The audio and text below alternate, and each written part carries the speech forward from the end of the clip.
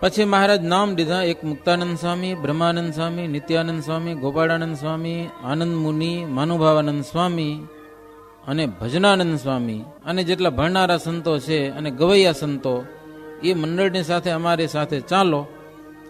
બીજા સંતોને અમે જો બોલાવીએ તો આવજો, નહીતર મહી નદીની આસપાસના જે બધા ગામડાઓ છે ને એ ગામડામાં ફરો અને સત્સંગ કરાવો, સત્સંગની વાતો કરજો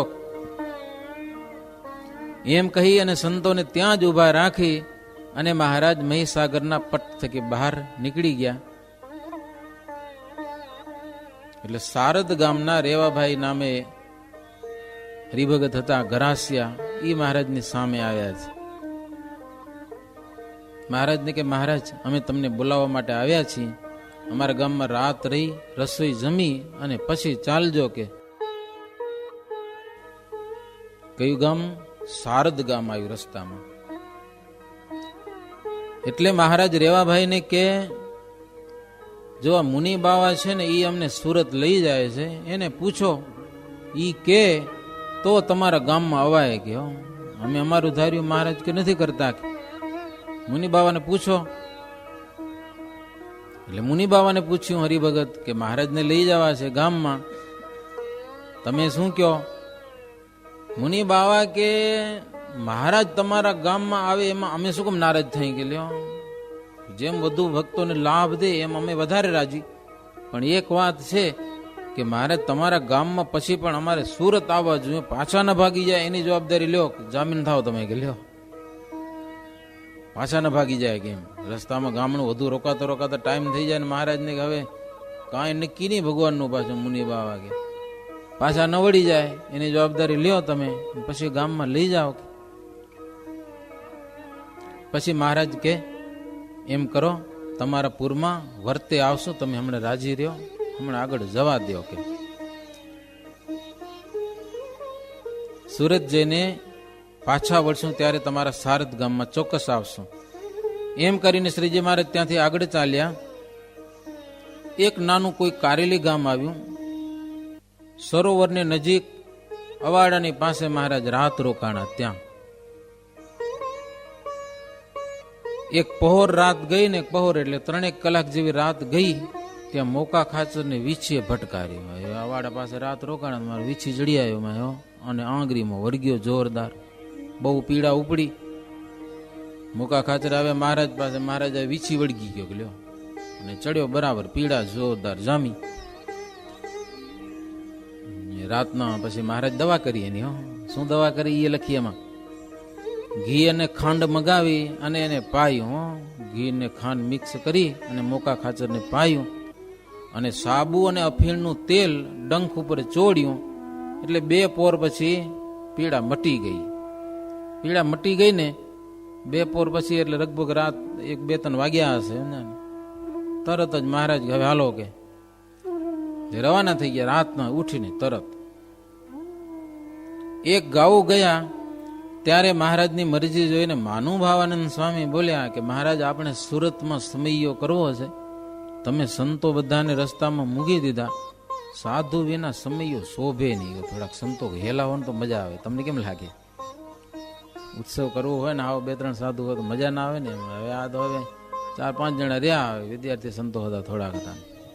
મોટો સંઘ તો સાધુને રહી ગયો. વાય તમે બધાને મૂકી દીધા કે સાધુ હોય તો મજા આવે એમ માનુભાવાનંદ સ્વામી કીધું. સંત વિના સમયો શોભે નહીં. ત્યારે શ્રીજી મહારાજ કે એ તો અમે જાણીએ રહ્યા કે લ્યો કે સાધુ વિના સમયો ન શોભે, તો અમને ખબર હે કે, પણ અમે જાણ્યું કે મુનિ બાવા સંતને સાથે રાખવાનું કઈ કહે છે કે અમે સંતોને ના પાડી તો મુનિ બાવા કંઈક બોલશે કે મારે સાથે લ્યો, પણ આ કઈ બોલ્યા નહીં. લ્યો મુનિ બાવા. મહારાજ કે મુનિ બાવા ન બોલ્યા, તમને કોઈ મોટા કોઈ સંતો તમે બોલશો, તમે પણ કોઈ બોલ્યા નહીં પાછા કે આ સંતોને સાથે લેવાનું તમે કોઈ બોલ્યા જ નહીં. કે એટલા માટે અમે સંતને રજા દીધી. માનુભાવાનંદ સ્વામી કે મહારાજ અમે ભૂલ્યા, કે ભૂલ થઈ ગઈ. કે વરદાન એમને કે એવું હુજ્યું નહીં કે હવે કઈ કે સંતો ભલે ભેડા હાલે એવું કહેવાનું કઈ યાદ ના આવ્યું. એટલો સંતોનો અપરાધ થઈ ગયો. જો અમે એમ કીધું હોત કે મહારાજ સંતોને સાથે લ્યો અને તમે હા પાડી દીધી તો સંતો કેટલા રાજી થઈ ગયા. પણ હવે એ વટાણે યાદ ના આવ્યું. અમારું નામ આવ્યું, તમે રાજી થઈ ગયા કે અમને મારે ભેળું જવા જડ્યું, કે આ પ્રોબ્લેમ થયો, કે ભૂલ થઈ ગઈ, કે સંતોનો અપરાધ થયો. શ્રીજી મહારાજ કે મુનિ બાવાને સંત ઉપર જે ભાવ હતો ને એ દેખાઈ ગયો, કે લ્યો મુનિ બાવાને તો બોલવું હતું ને કમસે કમ, કે સંતોને બધાને સાથે લ્યો એમ. મુનિ બાવા કે મહારાજ મોટાની આગળ બોલવામાં બહુ વિચાર કરવો પડે, અમે બોલીએ ને તમે નારાજ થઈ જાઓ તો. એટલે અમે મૌન રહ્યા. મનમાં તો ખોટું ઘણું લાગ્યું, પણ મરજી, તમારી મરજી વિના હું કઈ બોલી શક્યો નહીં. કે મહારાજ કે સંત વિના અમને આનંદ નહીં આવે એટલું બોલવામાં તમારું શું જાતું હતું? કે લ્યો એટલું બોલવામાં શું જાતું હતું? પણ બોલાણું નહીં. મહારાજ કે સાધુ વિના મજા ના આવે. હવે વાહે મૂક્યા અમને કેટલા બધા, આખી રાત પોતે હાલે આવ્યા, સંતો રહી ગયા છે ત્યાં. હવે મહારાજ કે બોલાવો, કોણ જશે પાછા? હો મહારાજ કે બે સંતોને તૈયાર કરો, કે સંતોને પાછા જઈ બોલાવીને પાછા આપણે પહોંચી જાય. મહારાજને ચાલવાનું પાછું ભેડું, હા પગે જવાનું, અને વાહે રહી ગયા, આખી રાત વાહે રહી ગયા, અને હવે ચાલીને પહોંચવું એ કામ એમ ને. પાછું બોલાવાય કોણ જાય? તેમ એક આચાર્ય માધવદાસ કરીને સંત ઉપર હેતવાડા, કોઈ ખરી ભગત હશે, માધવદાસ, આચાર્ય માધવદાસ એમ લખ્યું છે. મહારાજને કે મહારાજ હું જાઉં, એકલો સંતોને બધાને બોલાવી લાવું. માનુભાવાનંદ સ્વામી કે તો અમે તમને ચરણારવિંદ આપશું મહારાજ ના, હો ચરણારવિંદ આપશું, કે તમે સંતોને બોલાવી લાવો. એટલે ત્યાંથી માધવદાસ પાછા ફર્યા, અને જ્યાં સંતો હતા ને છેટ ત્યાં પહોંચ્યા, અને સંતોને કીધું કે મહારાજ તમને બોલાવે છે, હાલો. પછી તો સંતોને મહારાજ ભેળું જવાને જડી, એટલે મજા આવી કે બહુ ઉતાવળે હાલ્યા. હો ઉતાવળે હાલ્યા, અને છેટ મહારાજને પહોંચી ગયા. એક દિવસમાં આખી રાત હાલ્યા. પહોર દિવસ ચડતા શ્રીજી મહારાજ આમોદ પધાર્યા. એટલે આમોદ ના ભક્તજનો પણ શ્રીજી મહારાજને સામે આવ્યા છે, પગે લાગ્યા, વાજતે ગાજતે મહારાજને લઈ ગયા. સરસ મજાનો કેવડાનો બાગ હતો. બે ઘડી શ્રીજી મહારાજી બાગમાં ઉતારો કર્યો. હવે આમોદ ગામના દીનાનાથ નામે કરીને મોટા પંડિતો, જબરા બહુ, ગમે એ ગ્રંથમાં પ્રવીણ, એમ એટલા તૈયાર છે. ભાગવત જેવા ગ્રંથો આખા મોઢે પડ્યા હોય, શ્લોકે શ્લોક મોઢે. એમના મોટા ભાઈ લક્ષ્મીરામભાઈ કોમળ ચિત્તના ભક્ત હતા. 64ની સાલમાં સંતોની સાથે માંડવીપુરમાં હતા. પ્રથમ ભાગવતની પારાયણનો આરંભ કરાવેલો. 1 મહિનો સુધી મહારાજ ત્યાં કને રહ્યા હતા, ભાગવતની કથા સાંભળી હતી. અને 2-3 વર્ષ પછી લક્ષ્મીરામને સત્સંગ થયો. ત્યાર પછી 2-3 વર્ષે મુનિ બાવાના યોગથી દીનાનાથને સત્સંગ થયેલો. પછી તો દીનાનાથ ભટ્ટ શ્રીજી મહારાજની સ્તુતિના ઘણા બધા અષ્ટક બનાવેલા, કેટલાક શ્લોક બનાવેલા. એમાં શ્રીજી મહારાજનો મહિમા અપાર ગાયેલો, અપારનો અપાર મહિમા. પણ દીનાનાથ ભટ્ટને ક્યારેક ક્યારેક શ્રીજી મહારાજ પ્રગટ સાક્ષાત ભગવાન છે ને એમાં ડગમગાટ થઈ જતો હતો. કોઈ ભટ્ટને આવીને પૂછે કે સ્વામિનારાયણ કેવા છે, તમે જાણતા હો તો કયો. એટલે દીનાનાથ ભટ્ટ કે તમારી, દીનાનાથ ભટ્ટને કે અમને તમારી વાતમાં પ્રતીતિ છે. ત્યારે સત્સંગી થાય એને બ્રાહ્મણ ઉપર બહુ ભાવ રહેતો નથી, એ એવો ભટ્ટને એક ડર હતો. કે નહીં, સત્સંગી થઈ જાય ને પછી બહુ બ્રાહ્મણને માને નહીં. અને એ તમે જોજો, સામાન્ય માણસો જેટલા બ્રાહ્મણને માનશે ને એટલા સત્સંગમાં થોડુંક ઓછું બ્રાહ્મણને માનશે. દક્ષિણા દેવી, આ તો અહીંયા કને પૂજારી એ તો પટેલ છે ને, બ્રાહ્મણ પૂજારી હોય ને તો બીજા માણસો બહુ દાન દક્ષિણા એને દેવા આવે, સમજે ને. આપણા મંદિરમાં તો નથી સિસ્ટમ, એટલે ઠીક. આ દીનાનાથ ભટ્ટને ભય કે જો બીજાને આગળ મહારાજની જો ચોખ્ખી વાતો કરી દઈશ ને, સત્સંગી થઈ જશે તો બ્રાહ્મણને માનશે ને, એટલે મને રોટલામાં તકલીફ પડશે એમ. એટલે જેમ હોય તેવું કેતા નહીં. કોઈક માણસો પૂછે કે સ્વામિનારાયણ કેવા છે, પોતે સત્સંગી, તો કેવું તો પડે ને. પછી શું કે એમ કેતા કે સ્વામિનારાયણના હરિભક્તો અધર્મને માર્ગે ચાલતા નથી, અને જમપુરીને 84ને સત્ય માની અને અધર્મના માર્ગમાં દુઃખ માને છે. તેથી એમનો યશ સર્વોપરી છે. સ્વામિનારાયણનો યશ સર્વોપરી છે.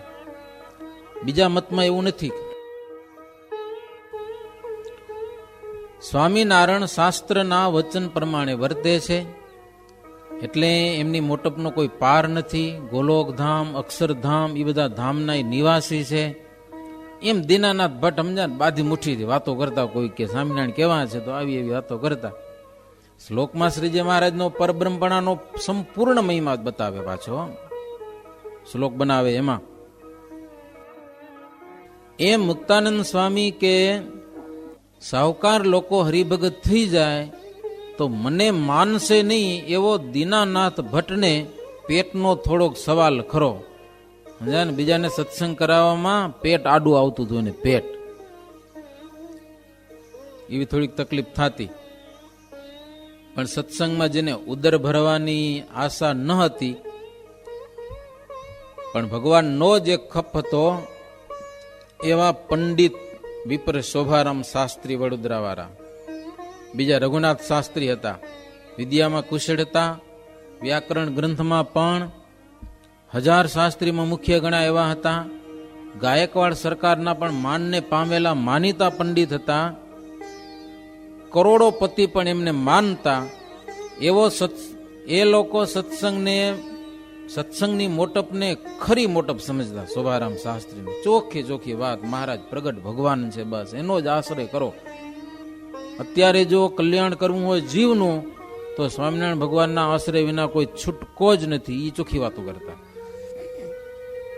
શોભારામ બહુ મોટા શાસ્ત્રી હોવા છતાં પણ સત્સંગની વાત સાંભળે ત્યારે સાવ અજાણ્યા હોય ને એમ સાંભળતા. વિદ્યાનો છક કે અભિમાન કાંઈ પણ રાખતા નહીં. સાંભળજો શોભારામની વાત સાંભળ્યા જેવી. ભગવાનની અપાર મોટપ સમજતા. સંતો જેને જીવી આવડે એવી વાતો કરે. બધા સાધુ થોડા ભણેલા હોય, કરે એક એક સાધુ સાંભળો, બધાનું અલગ અલગ હોય કે ન હોય, વાંચન પ્રવચન. શોભારામ શાસ્ત્રી તો જબરો મહાજ્ઞાની. મારા જેવો નાનો સાધુ કથા વાંચતો હતો એને કેવું લાગે, પણ મહિમા એવો સમજ્યા, ભાવથી સાંભળે. ગમે એવો સાધુ કથા વાંચતો ને ભાવથી સાંભળે. મહારાજની વાતો છે ને, જાત જાતના એને તર્ક ઉઠે પણ તર્ક કરે નહીં. મહિમા એટલો બધો એમ સંતોનો ને ભક્તોનો ને મહારાજનો ને મહારાજની કથાનો ને. નહીતર પોતાને કાંઈક આવડતું હોય ને 2 શબ્દ, ત્યારે સામાન્યની કથા સાંભળ્યું અઘરું થઈ પડે બહુ. સમજા ને, સાધુને અમારે જેવાને વચનામૃતનું જ્ઞાન હોય નહીં ને તમે આમ એક એક વચનામૃત મોઢે પડ્યા હોય તો એ મનમાં એમ થાય કે આને કાંઈ આવડતું નથી. પોતાને મનમાં ફોટો ચડેલો હોય થોડો, સમજા ને, મારે જેટલું નથી જાણતા. હકીકત છે, પણ આ ન આવવું જોઈએ એમ. સામાન્ય નાનો હરિભગત એની આગળ પણ મહારાજનો હરિભગત છે એવો મહિમા ખપે. એવો એ મહિમામાં મજા છે. શોભારામ શાસ્ત્રીને આટલો જબરો મહિમા. કોઈક સાધુ કથા કરતા તર્ક થાય પણ એ પછી ગણકારતા નહીં બહુ. ભગવાનની વાત વિના બીજું બધું નકારું સમજતા. સત્સંગની વાત સાંભળી ન હતી ત્યાં સુધી તો મન સત્સંગ થકી જુદું હતું એનું, પણ સત્સંગની વાત સાંભળ્યા પછી મુક્તાનંદ સ્વામી વડોદરાની સભામાં આવીને બધા પંડિતોને જીત્યા અને મહારાજ ભગવાન છે એવું સમજાવ્યું ને પછી તો શોભારામ શાસ્ત્રીને એવો સત્સંગનો રંગ લાગ્યો કે દરરોજ રંગ ચડ્યો. દરરોજ રંગ સત્સંગનો, દિન પ્રતિદિન સત્સંગનો રંગ ચડતો જ જાય. આપણે તો ખબર જ નથી ચડે છે કે ઉતરે છે. કા શોભારામ શાસ્ત્રીને દરરોજ સત્સંગનો રંગ ચડ્યો. મારે જ કીધું ને, પછી મુક્તાનંદ સ્વામીને અમે લોજમાં જોયા તે દિવસથી આજ દિવસ સુધી એનો રંગ ચડતો ને ચડતો છે. સત્સંગમાં ચડતો ને ચડતો રંગ કોઈ દિવસ નબળો પડતો નથી. અને શોભારામને કોઈક પૂછે તેને સ્વામિનારાયણ ભગવાન છે એમ કહેતા. માને કે ન માને પણ ગમે એવા માણસો હોય ને ચોખ્ખી વાત હો કે સ્વામિનારાયણ ભગવાન સાક્ષાત ભગવાન છે. માને ન માને એના ભાગ્યની વાત, પણ કહેવામાં કસર રાખતા નહીં. એમ શોભારામ નિષ્કપટી સત્સંગી હતા. નિષ્કપટી, અંતરમાં કોઈ જાતનો કપટ નહીં. નિષ્કપટી સત્સંગી હોય ને એનો ઉદ્ધવજીના જેવો મહિમા હોય છે. નિષ્કપટી સંગ જેવા બહાર એવા અંતર. નહીતર કેટલાક અંતર બીજું હોય ને બહાર બીજું બતાવે, એને કપટ કહેવાય. તો મુક્તાનંદ સ્વામી કે મહિમા પ્રમાણે સુખ આવે. પોતામાં દોષ દેખે એને ક્યારે દુઃખ આવે નહીં. પોતામાં દોષ દેખે ને એને સત્સંગમાં દુઃખ ના આવે. દીનાનાથજીને સત્સંગનો યોગ થયો અને સત્સંગની વાત સાંભળી, સત્સંગની વાતને મોક્ષદાયી સમજ્યા, સત્સંગ ગ્રહણ કર્યો. પણ કોઈને નિધડક થઈને વાત કેવી કે સ્વામિનારાયણ સાક્ષાત ભગવાન છે ને, દીનાનાથ ભટ્ટને તકલીફ થતી, સમજાય કે નહીં? હા, એ નતા કહી શકતા એમ. એવી વાત કરવામાં એને ઉત્સાહ નહોતો રહેતો. જોકે દીનાનાથની વાત બીજી ઘણી બધી લાંબી છે. વિધ શ્લોક શ્રીહરિને રૂચે એવા બનાવતા. શ્રીહરિએ તેમને ગુણવાન જાણીને ગઢપુરમાં પાસે પણ રાખ્યા હતા. કોને? દીનાનાથ ભટ્ટને. નિત્ય 1 રૂપિયો એને આપતા, પાકું સીધું અપાવતા, આખું વરસ હાલે એવા વસ્ત્રો પણ મહારાજ અપાવતા. એ આમોદના દીનાનાથ ભટ્ટને. દીનાનાથ ભટ્ટને દેખીને એક નગર શેઠ હતો, સમજ્યા ને, એને થોડોક પ્રસંગ થયો દીનાનાથ ભટ્ટનો. હરજીવન નામે કરીને એક શેઠિયો, અને એને કંઈક શ્રીહરિનો ખપ જાગ્યો છે. એ હરજીવન શેઠ દર પૂનમના ડાકોર જતા અને ભાવથી રણછોડરાયના દર્શન કરતા. ડાકોરમાં રણછોડરાયજી છે ને, અને હાથ જોડીને પ્રાર્થના કરે કે પ્રગટ મળો, પ્રગટ મળો. બહુ પ્રાર્થના કરે કે પ્રત્યક્ષ ભગવાન મળે. હરજીવન શેઠ વારે વારે વિનંતી કરતા અને ઘણીવાર ભટ્ટજીને પણ કહેતા કે પ્રત્યક્ષ ભગવાનના લક્ષણ શું, કે પ્રગટ ભગવાનના શું લક્ષણ. આ હારો લકાડે મહારાજને પાસે. દીનાનાથ ભટ્ટ ઓલા શેઠિયાને ચોખ્ખે ચોખ્ખું કે નહીં. ભગવાન પૃથ્વી પર મનુષ્ય ધારણ કરે ત્યારે કેવા લક્ષણ હોય, કેવી રીત હોય, એની મને કહો, મને ભગવાનની ઓળખાણ પડે.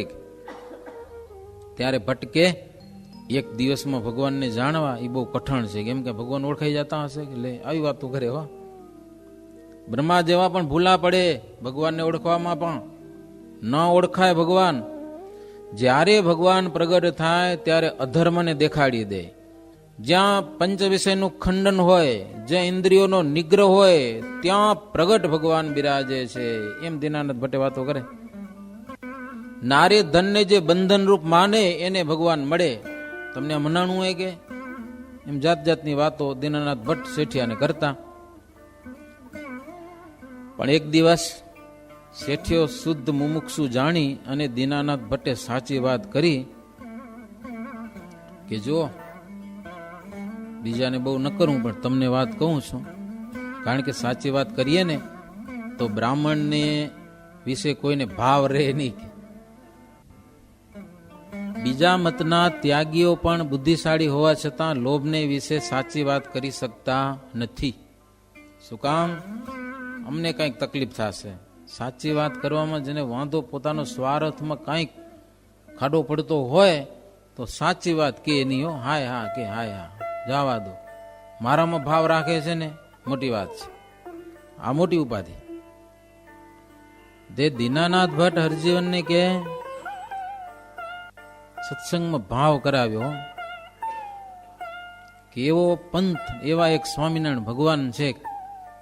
અને ભાવ થયો ત્યારે સંતને માટે પણ બહુ ઉત્સાહથી સેવા કરતા. પછી હરજીવન શેઠ એક દિવસ બતાવ્યું કે તમે વારે વારે પ્રગટ ભગવાનની વાતો કરો છો, એ સ્વામિનારાયણ એવા છે, એનો ધર્મ એવો છે, એના સંતો એવા છે, એના સંતો એવા છે. હું હરજીવન શેઠને જાણવા મળ્યું ત્યારથી સાધુની બહુ સેવા કરે. પછી તો સંતોએ વાતો કરી અને મોક્ષના દાતા ભગવાન સ્વામિનારાયણ જ છે એવા શેઠિયાને બતાવ્યું. બીજે ક્યાંય નથી પાર પડવાનો, મહારાજને માનો. તો ઈ હરજીવન શેઠ આજે શ્રીજી મહારાજ એના ગામમાં આવ્યા છે.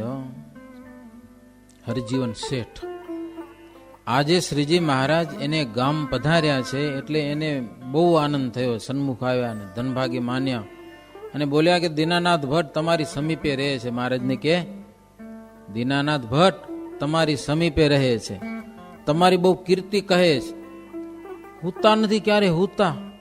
એમ હરજીવન શેઠ મહારાજની આગળ દીનાનાથ ભટ્ટની બહુ પ્રશંસા કરી. કોઈ જાતનું વ્યસન નથી એને, અને ક્યારે કોઈ પાસે કઈ માગતા નથી, છતાં એનું ગુજરાન ચાલે છે. હરજીવન શેઠ કે પ્રભુ ઘણા બધા મતો જોયા, ઘણી જગ્યાએ ગયો હું, પણ આપણો જેવો મત શુદ્ધ છે ને એવો મત ક્યાંય નથી, એવી મને દીનાનાથ ભટ્ટે મને વાતો કરેલી છે. અને આજે નજરે જોયું એમાં લગાર પણ જૂઠું નથી. પણ પ્રભુ તમારો મત દેખી અને વ્યભિચારી ગુરુઓ તમારી સાથે દ્વેષ કરે છે, કારણ કે એના શિષ્યો પોતાના ગુરુ ખોટા છે માની અને સ્વામિનારાયણમાં ભળી જાય છે, એટલે એને તકલીફ થાય છે, એટલે દ્રોહ કરે. કેટલાક તો સત્સંગી થાય એટલે જ્ઞાતિ બહાર કરે છે ને આવી બધી ઉપાધિ થતી હતી ને, ઘણી બધી નાત બારા કરે ને. શ્રીજી મહારાજ કે નાતનો જેટલો ખપ છે ને એટલો ભગવાનનો ખપ હોય ને તો મોક્ષ થઈ જાય. કે જેટલી નાતની સાથે લાગણી છે ને એટલી ભગવાનની સાથે જો લાગણી થાય તો ખપ થાય. પણ મહારાજ કે મરતી વખતે કોઈ જ્ઞાતિ કે સગા સંબંધી કામ નથી આવવાનો, સાથે કોઈ નહીં આવે. એમ શ્રીજી મહારાજ વાતો બધી કરી. પછી પ્રભુ ત્યાંથી ચાલતા થયા. હરજીવન શેઠને શ્રીહરિને જમાડવાનો ભાવ હતો એટલે દિલગીર થયા. મહારાજ તમને જમાડવાની ઈચ્છા હતી, જમીને પછી જાઓ. મહારાજ કે આ 4 સદગુરુ છે ને મંડળ સહિત એ સદગુરુને જમાડો, અમે એના દ્વારા જમી લીધું. કે લ્યો સંતોને કે તમે જમો, એમ કરીને મહારાજ રવાના થઈ ગયા. એટલે ભગવાનને જેમ ઈચ્છામાં આવે એમ કરે, એમ થાય કે નહીં કાંઈ ના હાલે નહીં આગળ. અને મહારાજ કે તમને ભાવ જ હોય તો અમારી પાસે ઘણા બધા ભક્તો છે ને મારે જે હાજર હોય લઈ આવો. કે જે હાજર હોય લઈ આવો. એટલે પછી જ્યાંથી મળ્યું થોડુંક ચવાણું લઈ આવ્યા અને આ બધી વસ્તુ લઈ આવ્યા. હો મહારાજને માટે પેંડા બરફી લઈ આવ્યા, ચોખે ચોખા. મહારાજ કે જેને સાધુ ઉપર ભાવ હોય ને તેને અમારા ઉપર ભાવ થાય છે, સાધુ ઉપર ભાવ ન હોય એને અમારા ઉપર ભાવ છે જ નહીં. સાધુઓ પ્રથમ ભાવનું દ્વાર છે. અમારો નિશ્ચય પણ સંત દ્વાર રાજ થાય છે. બોલો શેઠ કે પ્રભુ આપણી ઈચ્છા. પછી શ્રીહરિને કહેવા પ્રમાણે મમરા ને ચણા ને આ બધું ઘણું બધું લઈ આવ્યા, આપ્યું બધાને. મહારાજને બરફી પેંડામાં આપ્યા છે. સંતો ત્યાં રોકાણા, રસોઈ કરીને સંતોને જમવાને જવાનું. મહારાજ એમને રવાના થઈ ગયા. જેવી આપણી ઈચ્છા કાંઈ ન થાય. મહારાજ તો સવારે સુધી સહિત ચાલતા થયા. હરજીવન શેઠે સંતોને ગણપતિના મંદિરમાં ઉતાર્યા અને સાકરનો શીરો, મેંદાની પૂરી, મળે એટલો દૂધપાક કરાવ્યો, વડા, ભજીયા, રીંગણા વાલોળનું શાક, રાયતા, કઢી, ભાત, પાપડ, અથાણા. સંતોને સંતોએ રસોઈ બનાવી, ઠાકોરજી નિવેદ ધર્યું.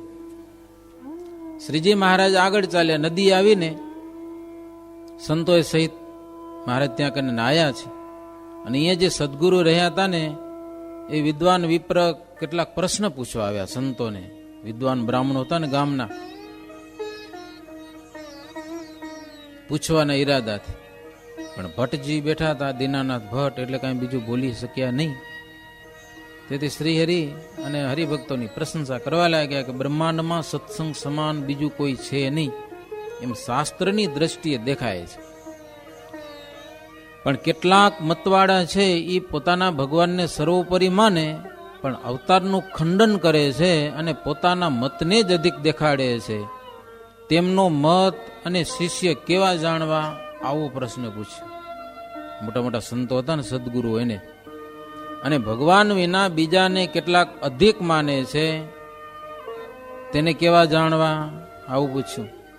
ઘણાકને પોતાના ગુરુમાં એટલો ભાવ હોય છે કે ભગવાનમાં વાંધો ના આવે, ભગવાનને તમે ગમે તેમ ગુરુની વાત ન કરવી જોઈએ. એમ જરાક જો આડી વાત કરીને આમ આમ આમ ઉઠી જાય, મારા ઉઠી માફી મગાવે સાધુઓને.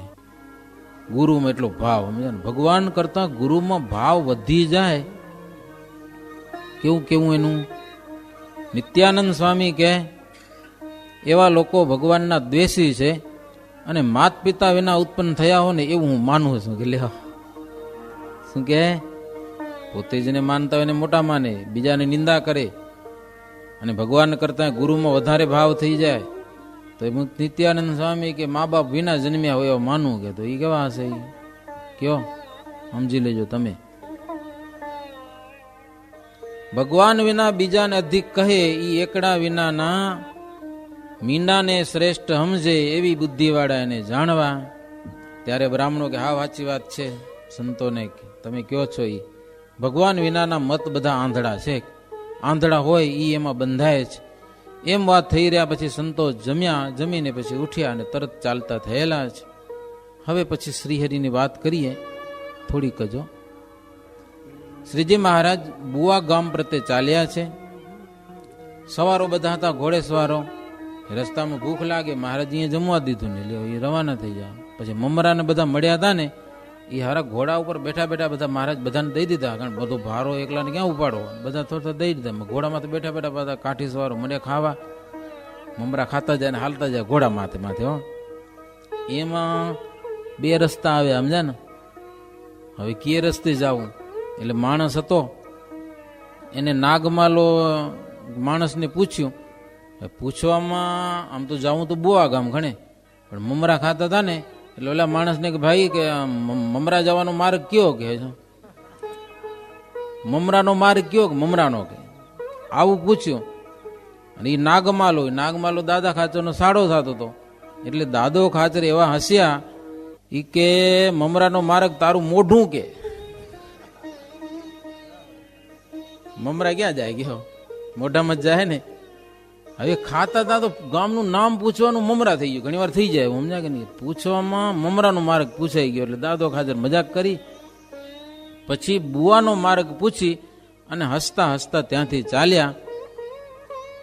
માર્ગમાં શ્રીજી મહારાજ નાગમાલા પાસે પરજ રાગના કચ્છી ભાષાના પદો ગૌરાવ્યા. મહારાજ પણ એક બાજુ દાદો ખાચર હાલે જાય, વચ્ચે મહારાજ, એક બાજુ નાગમાલો, આમ આમ ત્રણેય ઘોડા ભેગા ભેગા હાલે જાય ને કીર્તનો ગાતા જાય ને એવી લીલા કરતા જાય. મહારાજ પણ ઘેરે સાદે બોલે. બુવા ગામની સમીપે આવ્યા છે, એટલે બુવા ગામના કાનદાસ પટેલ હતા, વચનામૃતમાં જેનું નામ મહારાજ લખ્યું છે. અને બીજા એક ગામના આગેવાન ગુલાબ કરીને ગરીબગત હતા, એ મહારાજને સન્મુખ આવ્યા છે, પગે લાગ્યા અને શ્રીજી મહારાજને વાજતે ગાજતે પોતાના ગામમાં, બુવા ગામમાં લઈ ગયા છે. એવું ગામ શણગાર્યું છે, આખું નગર બજારો બહુ શણગારી. મહારાજ ત્યાં કને સરસ ઉતારો કર્યો, બહુ ભાવથી મહારાજને જમાડ્યા. સંતો ભક્તો કથા વાર્તા ખૂબ થયા, બહુ આનંદ થયો. હવે આપણો પણ સમય પૂરો થયો, નહીં તો હજી આગળ કથા છે. આમ તો આવી કથા આમ આખી રાત કર્યા કરીને તો વાંધો ના આવે, સમજે ને. આખી રાત કર્યા કરી તો શ્રીજી મહારાજના અદભુત ચરિત્રો અને દિવ્ય ભાવની કથા, એટલે સત્સંગમાં આવી અલૌકિક કથા સાંભળી અને આપણે દિવ્ય ભાવ પ્રગટ થાય. આપણો પોતાનો માઇક ભાવ પડ્યો છે ને, એ માઇક ભાવમાંથી બહાર જઈ અને દિવ્ય ભાવમાં પ્રવેશ કરીએ, એવી મહારાજના ચરણમાં પ્રાર્થના કરીને કથાને વિરામ. એવી રીતે 24મો તરંગ થયો. સહજાનંદ સ્વામી મહારાજની જય. શ્રીપદીમ શ્રીધરામ સર્વદેવેશ્વરામ ભક્તિધર્માત્મજમ માધવમ કેશવમ કામદમ કારણમ સ્વામિનારાયણમ નીલકંઠમ ભજે. સહજાનંદ સ્વામી મહારાજની